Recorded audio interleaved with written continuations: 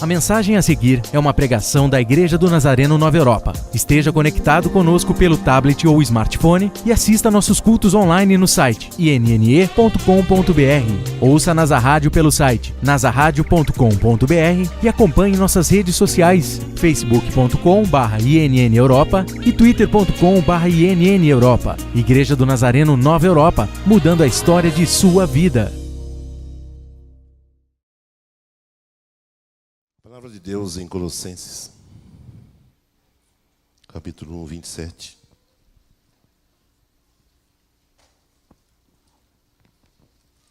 Traz para mim, para a minha vida, para o meu coração, uma direção, uma inspiração, um consolo e uma provisão. No meu modo de entender, algo completo. E eu tomei posse dessa palavra para a minha vida para o ano de 2015. Tem feito muito bem ao meu coração e eu queria repartir com você, para que você seja abençoado como eu tenho sido, através dessa escritura, da leitura que nós vamos fazer e a aplicação dessa verdade. Palavras do apóstolo Paulo, o grande apóstolo Paulo, que teve revelações impressionantes da grandeza de Deus, do Cristo, do Evangelho. Há um livro, não sei se o pastor Edmar tem conhecimento disso, um livro intitulado O Apóstolo Paulo, escrito pelo pastor Hernandes Dias. Já viu esse livro? Ele esteve na nossa conferência anual, pregando entre nós e falou desse livro. Ele decorou o livro, até os versículos, da forma como estão. E provocou um impacto tão grande entre os nossos pastores lá da Comunidade da Graça. Nós éramos ali um grupo de 1000 líderes. E ao término daquela mensagem, daquela ministração, todos nós acabamos prostrados, ajoelhados diante do nosso Deus. Que o impacto foi muito forte. Porque o livro não se propõe a falar da pessoa de Paulo, mas o Paulo, servo de Jesus Cristo. E como ele se relacionava com Cristo e como ele expressava a vida de Cristo no seu testemunho, nos seus ensinamentos, nas suas epístolas.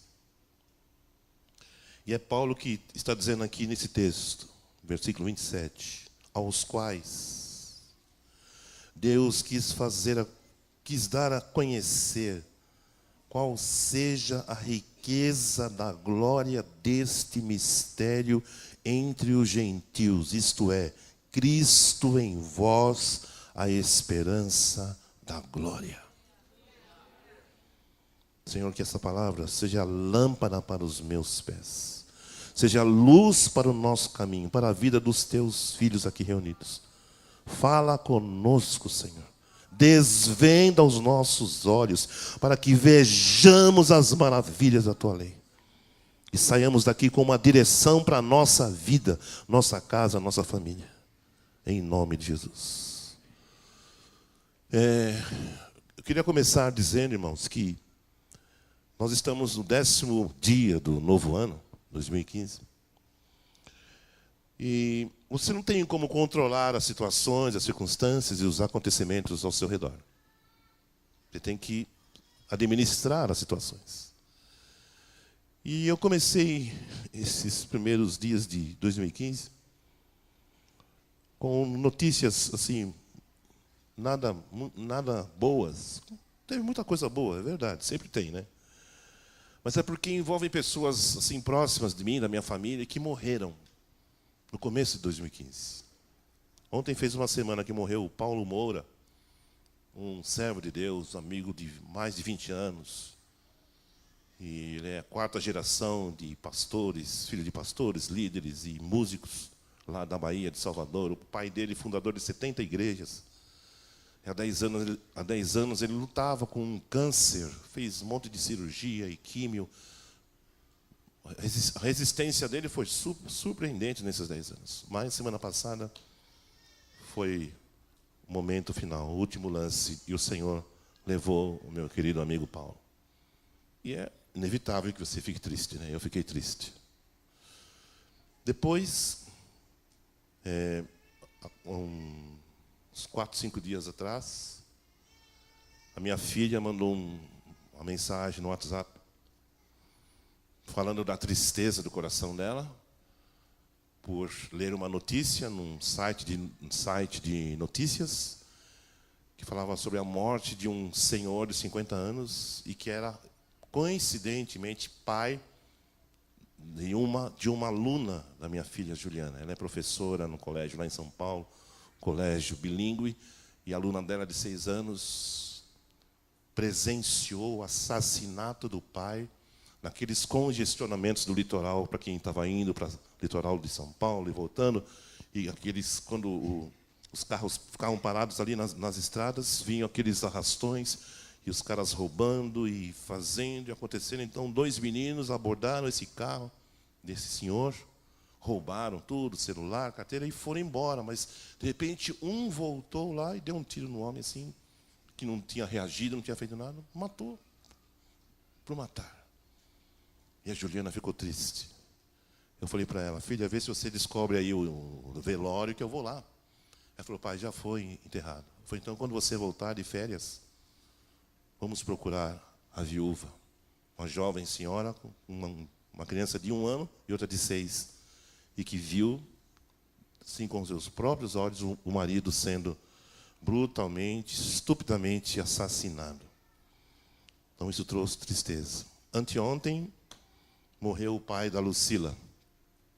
Lucila foi uma jovem que eu tive a oportunidade de apresentar Cristo a ela numa das nossas reuniões que mantínhamos em São Paulo, a segunda-feira à noite, naquele teatro, você deve ter ido lá. E ela é de uma família de músicos, e ela foi convidada por um amigo para essa reunião que tínhamos, onde adorávamos e cantávamos esses louvores que cantamos aqui. E naquela noite o Senhor trouxe a Lucila ao encontro dele. E ela foi para a nossa comunidade, batizou-se, entrou para a equipe de louvor, começou a trabalhar comigo como secretária, e eu acabei celebrando o casamento dela. E os irmãos dela, que são músicos, também estiveram no dia do casamento, nunca tinham visto um casamento daquele, e eles entregaram a vida a Jesus e começaram a fazer parte da equipe de louvor também. Então, a gente tem uma ligação muito forte com a família Matsumoto, né, que eles são filhos de pais japoneses e a mãe brasileira. E o seu Shigeru morreu essa semana, e a Lucila mandou um recado: meu pai morreu. E eu não podia ir ao enterro, porque eu estava vindo aqui para a região de Campinas. Então, foram 3 situações assim, difíceis. Por que eu estou contando isso? Para desanimar você? Não.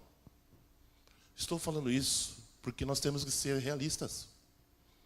A gente não vive numa ilha de fantasia. A gente vive no reino de Deus. O reino onde Cristo é Senhor e Rei, cabeça, e Ele tem o controle de todas as coisas. Ele é o Rei das nações, Ele é o Rei da glória, Ele é o todo-poderoso Filho de Deus. Quanto a isso, não há dúvida. Mas as situações são inevitáveis. A gente se depara com elas, não as desejamos, mas Deus permite. Então, diante disso, cada um de nós tem que ter um posicionamento. E foi aí que esse texto me abriu os olhos para coisas assim preciosas que eu quero deixar no seu coração. Então, mas antes disso, eu faço assim uma pergunta e transfiro para você. O que é que você espera de 2015? Sei que essa igreja tem desafios, ouvi aqui o pastor falando, mas o que você espera de 2015? Qual é a sua expectativa? Outra pergunta: o que é que você acha que Deus espera de você neste novo ano? Como é que você planeja alcançar os objetivos que estão aí na sua mente, no seu coração? Que passos você pretende dar? Nós temos que pensar nisso. E uma outra coisa que eu queria deixar bem assim, definida para todos nós. Vamos aprender com Jesus esse princípio. Não estejais inquietos com o que haveis de comer, com o que haveis de beber, com o que haveis de vestir. O dia de amanhã dará conta de si mesmo. Basta cada dia o seu mal. Porque o vosso Pai bem sabe o que necessitais. Buscai em primeiro lugar o reino de Deus e a sua justiça, e todas as coisas vos serão acrescentadas. Jesus nos convoca a viver o hoje. O que você acha? Jesus está certo ou está errado? Então, conselho de amigo, viva o hoje. Ah, mas eu tenho planos, vou casar, vou comprar uma casa nova. Tudo bem. Nenhum problema com o Renato. Mas viva hoje. Dê o seu melhor hoje. Seu melhor louvor, sua melhor oração, seu melhor jejum, sua melhor oferta, sua melhor obediência. Dê hoje. Viva o hoje. É um passo por vez. Eu tenho alvos também para esse ano. Por exemplo, estou planejando gravar o CD comemorativo dos 40 anos de ministério. Já pode incluir na oração da madrugada das 3 horas, viu, pastor? Estou planejando, mas eu não estou dominado por essa ideia. Sabe por quê? Porque eu estou ocupado com hoje. Eu não posso desviar o meu foco do hoje. Foi Jesus que disse, não estou inventando coisa nenhuma. Um passo por vez. Ah, eu tenho um alvo grande, mas para você chegar naquele alvo, você vai ter que dar um passo. E depois outro, e depois outro. Você não vai dar um saltão e chegar lá. Basta cada dia o seu mal. Isso é sabedoria, irmãos. É sabedoria divina. É conselho de Jesus. Dê o seu melhor hoje. Estava conversando um dia numa reunião com alguns líderes, e a pessoa dizendo, porque isso tudo e aqui, se for por aqui, vai acontecer tal e tal coisa. Opa. Eu não vou antecipar problema, não. Falei para o querido lá. Não, mas eu acho que se fizer isso vai dar. Falei, não vou viver uma coisa que não aconteceu ainda. Está querendo me alertar de perigo? Não, não quero saber de perigo. Eu estou vivendo hoje, meu filho. Vou antecipar problemas se ele nem aconteceu ainda. Eu tenho um Deus vivo hoje, que me garante hoje, o pão de hoje. Não tenho dúvida quanto a isso. Então, coloque o seu foco no hoje. E no seu Deus, que é o Deus do agora. E Ele vai abrir portas, vai abrir caminhos, vai dirigir. Guia, como é que diz o Salmo 23? Guia-me pelas veredas da justiça, por amor. Senhor, ao meu pastor, nada me faltará. A nossa vida está escondida com Cristo em Deus, diz o apóstolo Paulo, escrevendo aos Colossenses. Sabe lá o que é isso? Então, se existe uma coisa, meus queridos, que nós devemos providenciar e praticar, além de viver hoje, um conselho de amigo: leia a Bíblia todos os dias. Grande novidade que você está falando, Ademar. Não, pode ser que seja grande novidade, mas tem gente que não lê a Bíblia todos os dias. Claro que não estão aqui, né?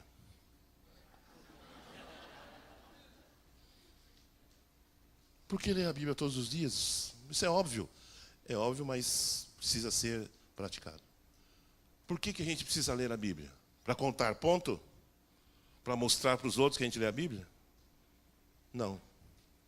Eu vou responder com o Salmo 28, palavras de Davi, no versículo 1, que diz: Senhor, não emudeças para comigo, para que não suceda que, calando-te tu a meu respeito, eu me torne semelhante aos que descem a cova. Se Deus deixar de falar comigo, através da sua palavra, eu vou morrer. Para mim é uma questão de sobrevivência. Ler a palavra do meu Deus. Porque eu preciso ouvir a voz. Jesus disse: as minhas ovelhas ouvem a minha voz, eu as conheço e elas me seguem. Ouça a voz, meu querido, minha querida, ouça a voz do seu Deus. Todos os dias. Não saia de casa sem ler um capítulo, um versículo que seja. Não faça isso. Tenha dó de você mesmo. Faça um teste. Faça um teste. Experimente começar um dia sem ler a palavra de Deus. E sai para a sua atividade. Sabe o que vai acontecer com você? Você vai se deparar com o pecado e ele vai fazer assim com você. Vai te abraçar. E você vai querer se Você não vai conseguir. Mas e Jesus não é o meu Salvador? Não, Jesus não me garante? Garante. Desde que você ouça a voz dele. Escondi a tua palavra no meu coração, para não pecar contra ti. Agora, inverte esse versículo. Não escondi a tua palavra no meu coração. O que vai acontecer? Eu vou pecar. Eu não estou pensando em pecado grosseiro, né, naquela classificação que nós temos, né, de pecados, pecadões e pecadinhos. Pecado é pecado. Insensibilidade é pecado. Indiferença é pecado. Maledicência é pecado. Desprezo é pecado. Desdenhar é pecado. Desprezar a pessoa, ignorar e zombar é pecado. Então, eu não quero pecar, o que eu tenho que fazer? Escondi a tua palavra no meu coração. Então, eu não posso sair de casa assim, com uma leitura. Basta cada dia o seu mal. E o grande benefício disso, meus amados, é que você vai construindo, vai sendo construído dentro de você um fundamento, uma base sólida. Jesus disse em Mateus 7, 24 em diante: aquele que ouve as minhas palavras e as pratica, eu vou compará-lo ao homem que constrói a sua casa sobre a rocha, e soprando sobre ela o vento, e vindo sobre ela a tempestade, ela permanece intacta, porque está firmada na rocha. Somos construtores. Só precisamos verificar sobre qual base, sobre qual fundamento estamos construindo. Se eu sou a pessoa que ouça a palavra e não pratico, eu estou construindo sobre um fundamento de areia. Quando vier a chuva, essa casa vai cair, a minha casa vai cair. Mas se eu sou ouvinte e praticante, estou construindo sobre a rocha, pode vir a chuva, pode vir o que vier, eu vou permanecer inabalado. O justo nunca será abalado, diz o Salmo. O justo não teme más notícias. O seu coração está firme no seu Deus. Ao justo nasce luz nas trevas. Louvado seja o nome do Senhor. Jesus é a nossa rocha. E a palavra de Deus é o nosso alicerce. Então, entrando aqui para o versículo. Eu encontro 4 mensagens nesse versículo 27 de Colossenses. Primeira mensagem. Ao qual Deus quis fazer conhecer riquezas da glória do mistério. Mistério que esteve oculto dos tempos, das gerações. Agora, Deus quis fazer conhecer aos seus santos as riquezas da glória deste mistério. Deus reteve por séculos e gerações um segredo. Mas quando se cumpriu o tempo determinado por Ele para que esse mistério fosse revelado, esse segredo fosse desvendado, Deus executou esse plano e tornou conhecido as riquezas da glória do mistério. Não é só o mistério em si, mas são riquezas, e são riquezas da glória. Então eu comecei a pensar, 2015, eu vou firmar os meus pés sobre essa palavra. Deus vai mostrar e repartir comigo riquezas da glória dos seus mistérios. Está falando de coisas eternas, riquezas eternas. A Bíblia, quando fala de riquezas, se refere primordialmente, principalmente, a riquezas espirituais. Mas eu quero ser rico materialmente. Você vai ser. Você pode ser. Desde que a sua alma seja saudável. Desde que a sua alma seja uma alma rica. Rica da graça. Rica do amor. Rica da misericórdia. Rica da verdade. Rica da justiça. Rica do poder. Rica da unção do Espírito Santo. Aí as demais coisas vão acompanhar. As bênçãos vos seguirão. Então, primeira coisa que eu tomei para mim nesse novo ano é o seguinte: Senhor, não importa o que vai acontecer. Comecei com notícias e experiências desagradáveis, mas o Senhor tem riquezas da glória do seu mistério para compartilhar comigo e com o seu povo, e com a sua igreja, e com os seus filhos. Receba em nome do Senhor Jesus Cristo. A segunda mensagem que eu encontro nesse versículo é a palavra que vem logo, a frase que vem logo em seguida, que diz: as riquezas da glória desse mistério que é Cristo. Oh, meus irmãos, isso é muito forte. Isso é muito forte. E é evidente que nós precisamos de revelação para entender o que Deus está querendo dizer com isso. Imagine, Deus reteve um segredo, reteve um mistério, reteve um projeto durante séculos e gerações, e agora Ele traz ao conhecimento da humanidade, da raça humana, e Ele mesmo diz: esse mistério está colocado na pessoa do Senhor Jesus. Então aí eu fui levado a pensar: mas Cristo, o que significa? Quem é Cristo? Por que Deus trabalhou dessa maneira?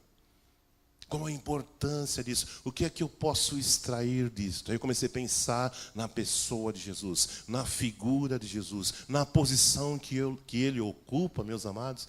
Meus olhos foram abertos, minha alma foi enriquecida, a minha fé foi robustecida, a minha alegria, ela se explodiu interiormente, quando eu comecei a ter os meus olhos abertos novamente, para ver que Cristo é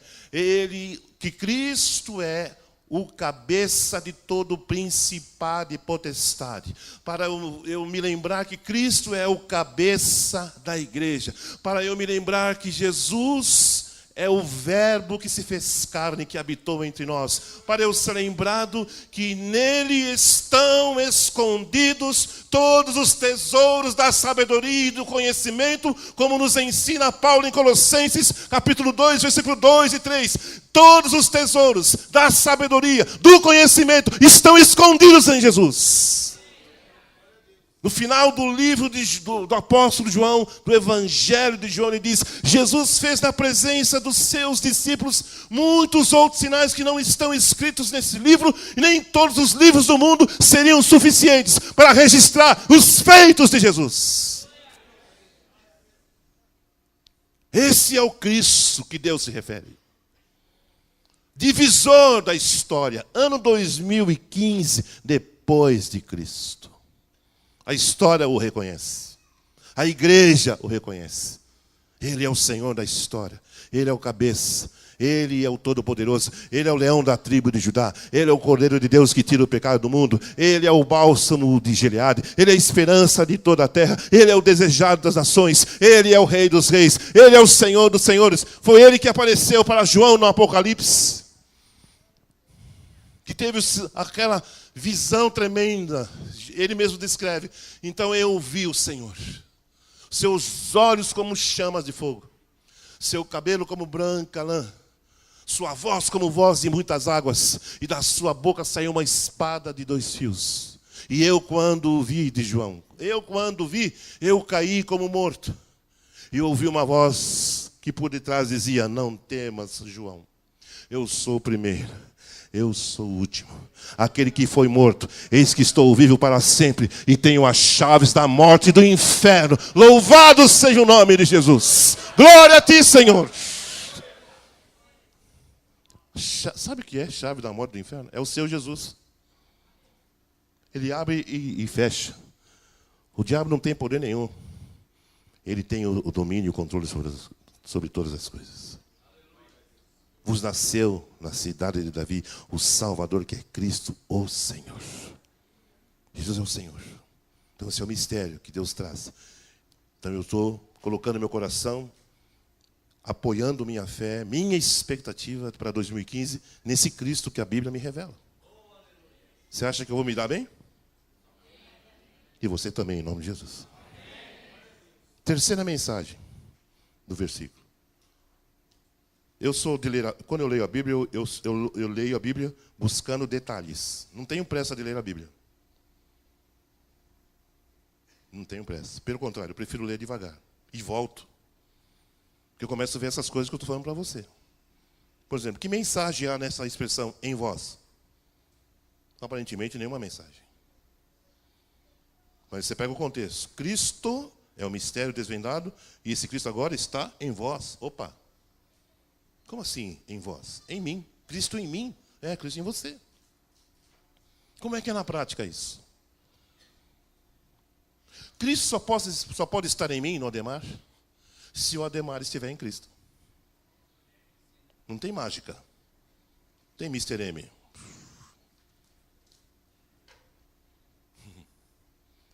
Cristo está no Ademar na medida em que o Ademar está em Cristo. Biblicamente, definindo essa expressão estar em Cristo, eu recorro ao texto de Coríntios 5, que Paulo diz, se alguém está em Cristo, é o quê? As coisas velhas? Eis que tudo? Eu recorro ao texto de Gálatas 2:20, que Paulo diz, já estou crucificado com Cristo. Vivo não mais eu. Cristo vive em mim.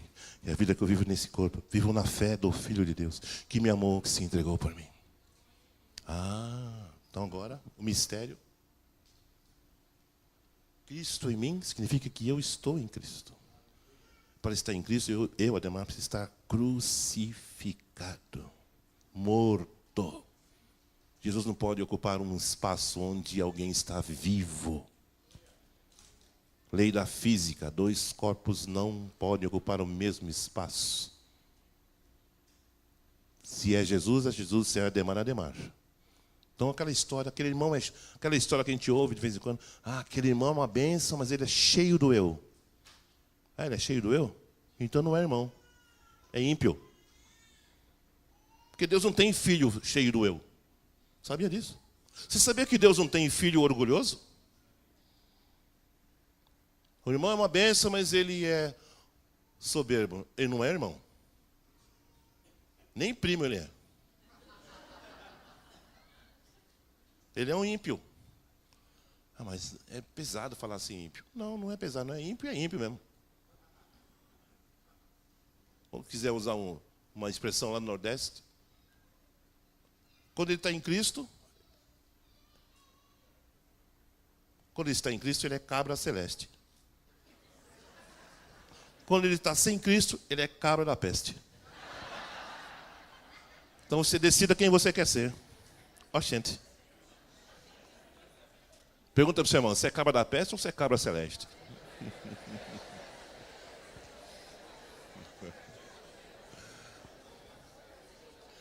Melhor, eu vou fazer essa pergunta para a sua esposa. Posso? Aí, querida, o maridão lá, é da peste ou é celeste? Aí ela vai falar a real e o bicho vai pegar. Então, meus amados, Deus não tem filhos soberbos. Mateus 11:29. Aprendei de mim, que sou manso e humilde de coração, e encontrareis descanso para as vossas almas. É simples assim. Preste atenção no que Jesus está dizendo. Aprenda de mim, Ademar.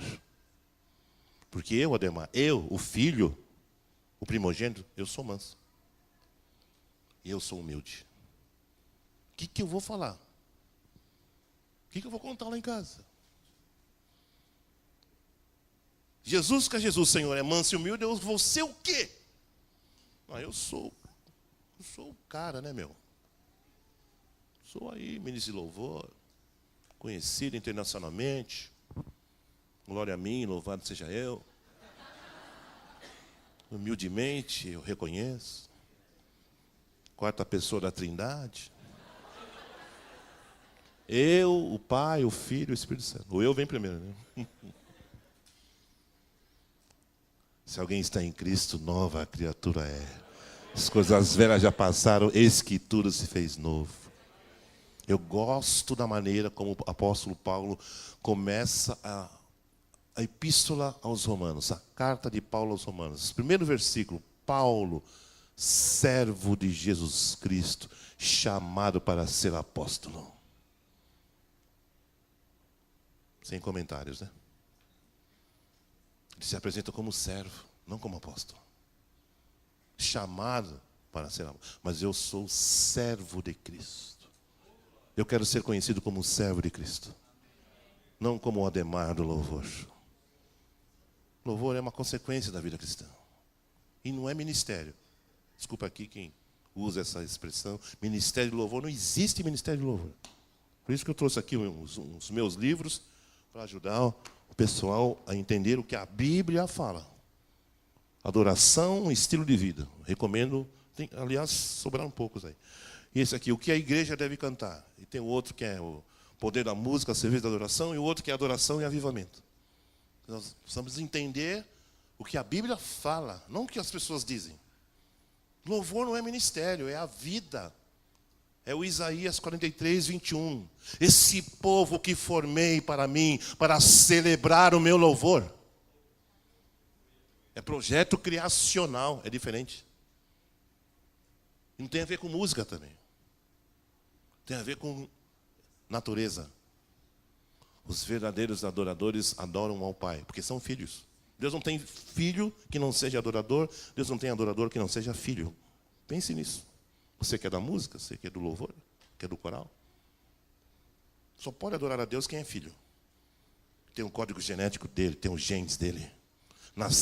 Não nasceram da carne, não nasceram do homem, nasceram do alto, nasceram de Deus, nasceram no coração de Deus, nas entranhas de Deus. Isso aqui daria um bom seminário, hein, pastor? Tá marcado já. Por que eu fui falar, né? O pastor Alexandre falou a mesma coisa, o pastor Zanato a mesma coisa. Eu estou pego, cara. Acho que vou mudar para cá, né? É melhor, né? Vamos mudar aqui para a região de Campinas. Mas se for para servir vocês, eu venho sim. Porque eu amo vocês. Amo essa igreja. Cristo em vós. Você vai viver o 2015 com Cristo em você. Porque você está crucificado com Cristo. Não é mais você, é Cristo em você. Sua mulher vai abraçar Jesus todos os dias. Seu marido vai abraçar Jesus todos os dias na sua vida. Seus filhos vão abraçar Jesus. Seus pais vão abraçar Jesus. Vamos aplaudir ao Senhor da glória. Aleluia.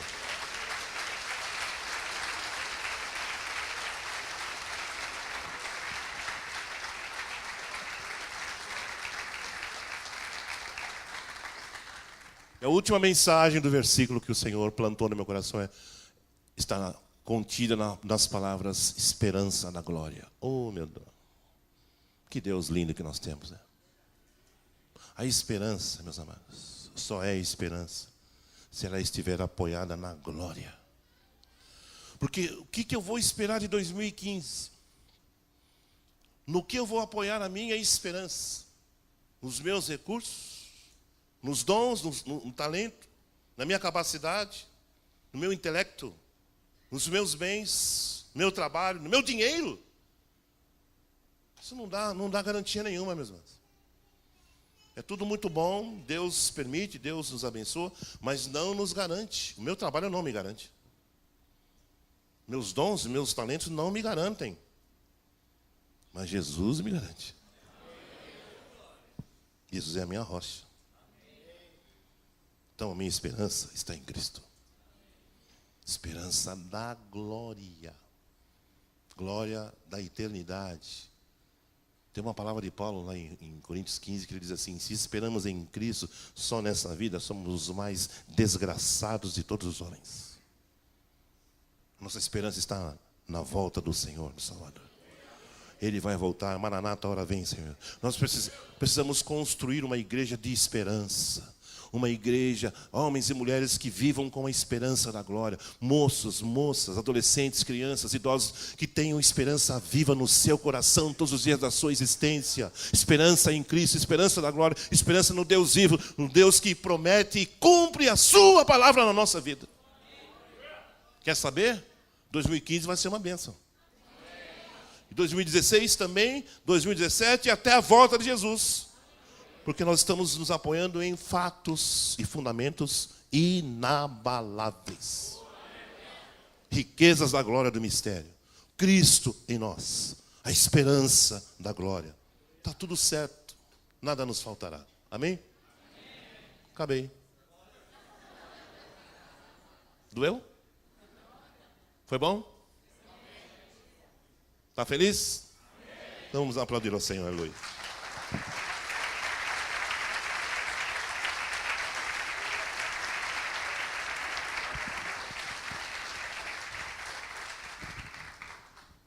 Irmãos, se a gente levar a sério esses princípios simples, essa igreja aqui vai decolar. Alçar altos voos. Porque essa base, ela é garantia, é garantida. Essa base é poderosa. Esses fundamentos, esses princípios são imutáveis. Já estão definidos, consolidados. É só você construir em cima desses fundamentos e colher o fruto lá na frente. Porque Deus vai fazer acontecer esta palavra na minha e na sua vida, em nome do Senhor Jesus Cristo. Vamos ficar em pé, nós orarmos. E nós vamos cantar mais um cântico, depois eu transfiro a palavra ao pastor. E antes disso, só queria dizer o material que eu trouxe. Tem aqui o DVD Comunhão e Adoração 6, gravado em 2007, quando celebrávamos 30 anos de ministério. Com a participação desses ministros aqui, Ana Paula, Nívia, David Kina, Soraya, Pregador Lu, Massal, Ronaldo Bezerra. E o melhor de todos aqui, o Rodrigo Campos, que era meu filho, então tem que dar um talento pro rapaz. Né? E os livros que eu já falei, adoração, estilo de vida. E o que a igreja deve cantar. Infelizmente, só tem 5. Porque por onde eu fui passando, o pessoal foi comprando. E o CD Comunhão e Adoração 6, que é o mesmo do DVD.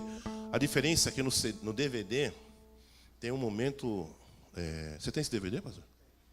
Tem um momento do testemunho da pastora Aurora, que é minha esposa.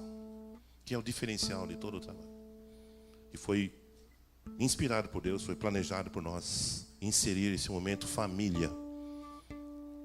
Eu canto a música Antes eu te conhecia de ouvir.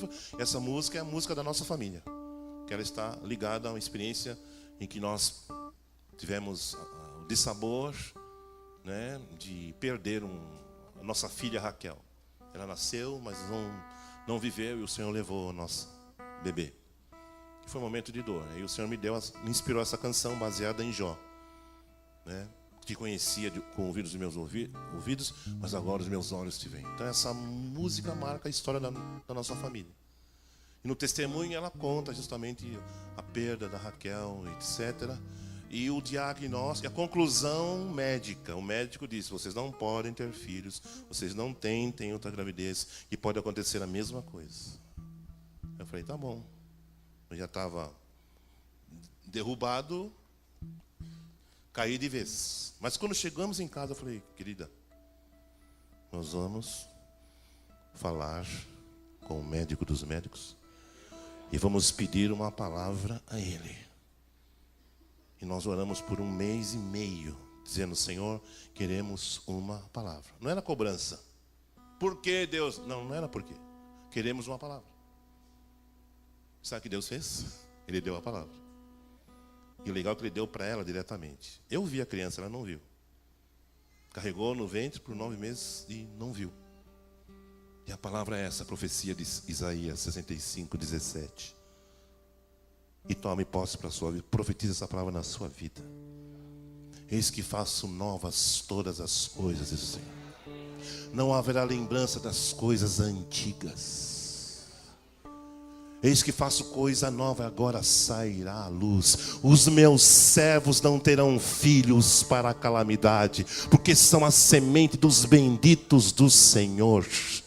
Não haverá criança de poucos dias, eis que trago para Jerusalém alegria e gozo. Nela não haverá criança de poucos dias, diz o Senhor. Os meus servos não terão filhos para a calamidade, porque são a semente dos benditos do Senhor. E será que antes que clamem eu os ouvirei? Estando eles ainda falando, eu responderei. E Deus respondeu mesmo. Rodrigo, Mariana e Juliana, louvado seja o nome de Jesus. Esse é o seu Deus, Todo-Poderoso. É nele que está apoiada a minha fé, a minha vida cristã e o ministério que ele me confia. Rodrigo vai ser pai pela segunda vez, mês que vem. Vai nascer a Vivian. Bonitinha, que nem um avô. O avô do outro lado, não sei o nome. E já tem a Ana, a Bela Luísa, que o nome faz jus. A estampa da loirinha. Meu filho é casado com uma finlandesa. E a filha dele é loirinha com olhos azuis. Então você imagina, um negão desse, avô de uma... Só um mistério profundo, né? Então a família está crescendo. A Juliana já vai encomendar um para 2016. Deus cumpriu a palavra dele, meus irmãos. Se existe uma pessoa nessa sala que não tem o menor direito de duvidar da Bíblia, eu costumo dizer, eu vejo esses milagres andando dentro da minha casa. Quer dizer, via, né? Porque 2 casaram, só ficou uma lá. Mas eu considero que Jesus é a nossa realização. Obrigado, viu? Pela oportunidade de estar aqui.